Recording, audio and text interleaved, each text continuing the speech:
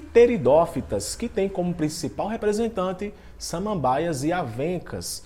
Logo de cara, os vestibulares adoram perguntar representantes. Então, samambaias e avencas são representantes das pteridófitas, que são plantas vasculares. Primeiro vegetal a possuir vascularização. As briófitas são os únicos vegetais que não possuem vasos condutores e seiva. Essa seiva ela pode ser bruta, no caso da água e dos sais minerais, ou ela pode ser elaborada, que são os produtos da fotossíntese. E esses vasos eles são importantes para transportar essas substâncias.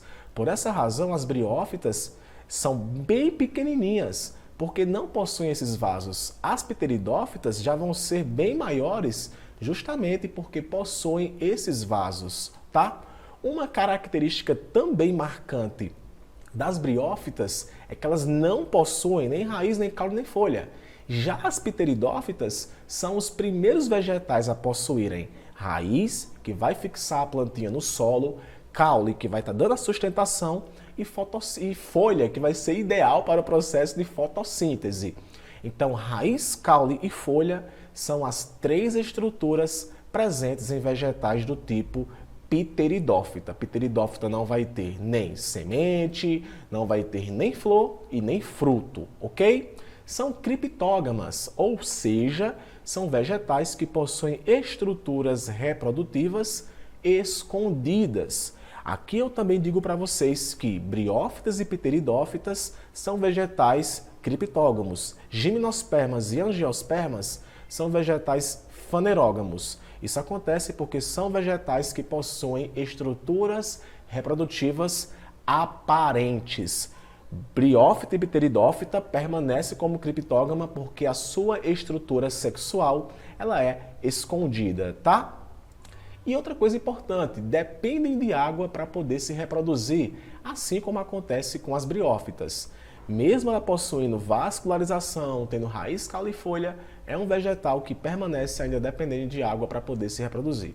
O que isso quer dizer? Que o anterozoide e a osfera só irão se unir, só vai acontecer a fecundação se tiver água, beleza? E uma coisa marcante, a fase dominante é a fase esporófita. Primeiro vegetal que isso acontece. Porque nas briófitas, a fase dominante é a fase gametófita. Gametófita faz gameta. Esporófita faz esporos.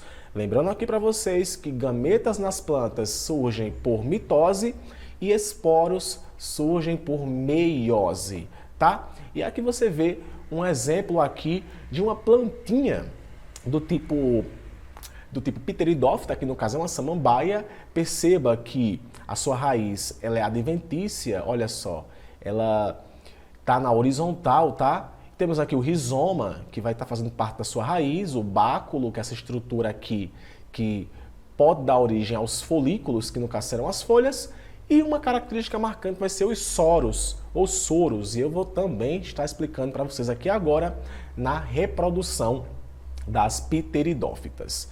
Então vamos lá, olha só, gente. Aqui, diferente das briófitas, que eu expliquei o ciclo reprodutivo utilizando um exemplo de uma planta dioica, ou seja, com sexos separados, aqui você vê uma planta hermafrodita, ela é monóica. Essa planta vai possuir os dois sexos ao mesmo tempo, vai ter a estrutura feminina e masculina, mas não vai ser na planta em si, vai ser apenas na parte reprodutiva. Então perceba que o vegetal se encontra na fase esporófita e em vegetais a fase esporófita ela é diploide. Então, o que é que vai acontecer? Em determinados momentos a plantinha vai encher de soro. Esse soro ele é o que nós chamamos de esporanjo, que é a região que de fato vai produzir os esporos, que por meiose são originados. Esporos são originados por meiose. Gametas são originados por mitose. E esse esporo acaba sendo liberado, pode ser transportado pelo ar e o grande lance vai se encontrar nesse esporo, tá? Que é N, ou seja, é haploide, porque passou pelo processo de meiose. Esse esporo aqui ele pode cair no chão e essa estrutura que é formada nós chamamos de prótalo. Esse prótolo que permanece ainda sendo haploide, ele vai estar dando origem aos gametas. Existe aqui uma parte feminina, que eu chamo de anterídeo, tá? Que vai estar, ou melhor, de arquegônio, que vai estar dando origem à osfera, e eu tenho o anterídeo, que é a parte masculina, que vai estar dando origem aos anterozoides, que são os gametas masculinos. Então perceba, o prótolo é a fase gametófita, ou seja, vai fazer gametas. E os gametas são haploides, assim como a estrutura como um todo. Então, isso aqui é mitose. Então, gametas vão surgir por mitose. Então, o anterídeo é formado e osfera é formado. A fecundação só vai acontecer por conta da água. A fecundação aconteceu, N mais N, 2N, vai estar dando origem a um zigoto. Esse zigoto vai germinar, se desenvolver, e vai estar dando origem a uma nova plantinha.